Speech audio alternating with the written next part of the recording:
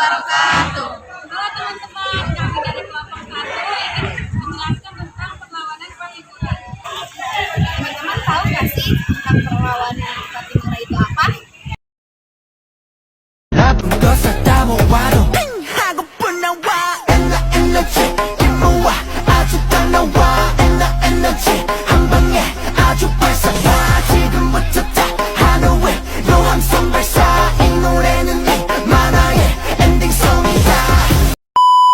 Perang Patimura 1817 merupakan sebuah peristiwa sejarah yang terjadi di Maluku yang merupakan bentuk perlawanan rakyat terhadap VOC atau Serikat Dagang milik Belanda.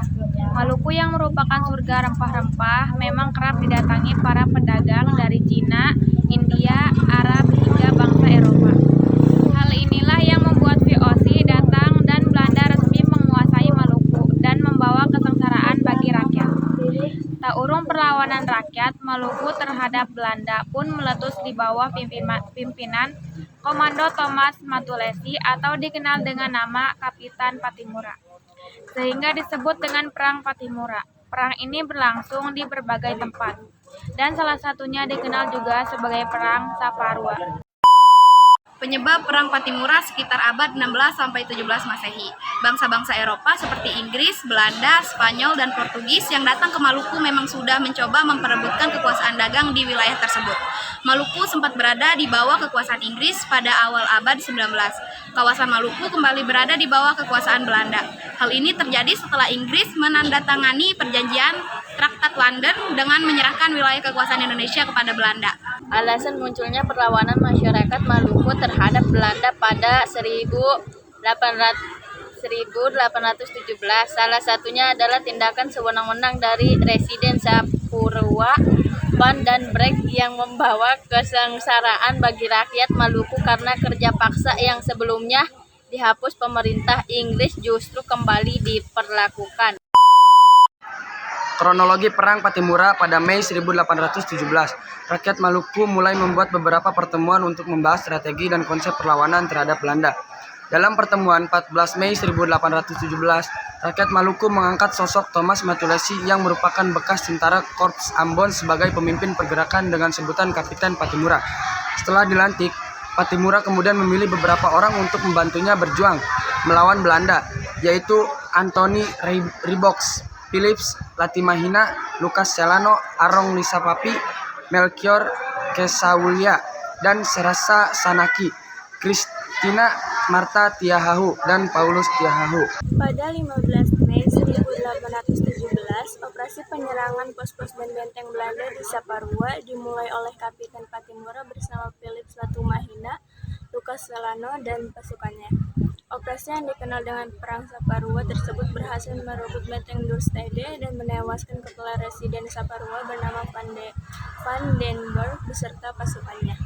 Pada tanggal 20 Mei 1817 diadakan rapat raksasa di Haria untuk mengadakan pernyataan kebulatan tekad melanjutkan perjuangan melawan Belanda yang dikenal dengan nama Proklamasi Porto Hari. Di waktu yang sama, Belanda juga melancarkan serangan balik dengan mengerahkan 300 pasukan dari Ambon yang dipimpin oleh Mayor Bitjes untuk merebut kembali benteng Dorstede yang kemudian disebut dengan Ekspedisi Bitjes. Upaya Mayor Bitjes tersebut nyatanya dapat digagalkan oleh Kapitan Patimura dan pasukannya. Kemenangan dalam pertempuran lain juga didapatkan oleh Patimura di sekitar Pulau Seram, Hatawano, Itu, Haruku, Waisisil, dan Larike. Pada tanggal 4 Juli 1817, sebuah armada kuat Belanda yang dipimpin Oberst de Groot berangkat menuju Saparua dengan tugas menjalankan vandalisme. Wilayah Hatawano di bumi hanguskan dan Belanda memulai berbagai siasat termasuk berunding, serang mendadak, aksi vandalisme, dan adu domba yang dijalankan silih berganti. Belanda juga melancarkan politik pengkhianatan terhadap Kapitan Patimura dan para pembantunya. Pada tanggal 11 November 1817, dengan didampingi beberapa orang pengkhianat, Letnan Petersen berhasil menyergap Kapitan Patimura dan Philip Latimahina saat berada di Sirisori. Disebutkan bahwa Kapiten Patimura dihianati oleh Raja Boy dari Saparua. Ia membocorkan informasi tentang strategi perang Patimura dan rakyat Maluku, sehingga Belanda dengan mudah mampu merebut kembali Saparua pada tanggal 16 Desember 1817. Para tokoh pejuang yang ditangkap oleh Belanda yaitu Kapitan Patimura, Antoni Rebok, Filipina Latumahina, dan Said Perintah pun harus berakhir di tiang gantungan di depan Benteng New Victoria, Kota Ambon. Hal ini yang menjadi akhir dari Perang Patimura sekaligus sebagai pengorbanan terakhir Kapiten Patimura bagi bangsa dan negaranya. Dampak Perang Patimura. Salah satu dampak perjuangan yang dilakukan dalam Perang Patimura adalah direbutnya benteng Dorstad oleh rakyat Maluku. Selain itu, Perang Patimura juga telah berhasil menyatakan dan mengobarkan semangat perjuangan rakyat Maluku terhadap penindasan yang dilakukan oleh pemerintahan kolonial Belanda. Walau begitu, pasca Perang Patimura berakhir, maka kedudukan Belanda di Maluku semakin kuat dan semakin bersikap sewenang-wenang sehingga rakyat semakin sengsara.